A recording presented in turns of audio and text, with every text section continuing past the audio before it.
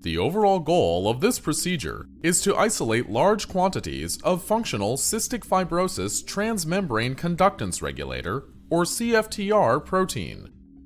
This is accomplished first by the heterologous overexpression of the chicken CFTR protein in Saccharomyces cerevisiae. The second step is to disrupt the yeast cells and isolate a crude microsomal fraction. Next, CFTR is solubilized and purified.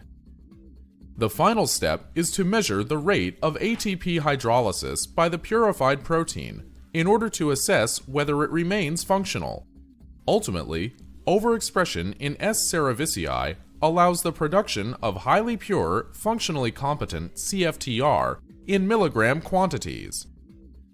The main advantage of this technique over existing methods, such as expression in mammalian cell lines, is that yeast are easy, rapid, and cost-effective to grow in the laboratory. This method can be used to answer key questions in the cystic fibrosis field because the purified protein can be used to study interactions between drugs currently in development and the CFTR protein, or even to search for new drugs.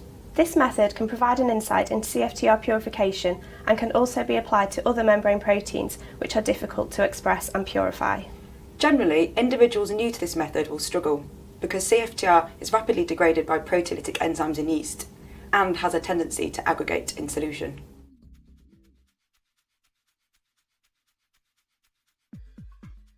In this protocol, chicken CFTR will be purified from a previously frozen aliquot of S. cerevisiae cells.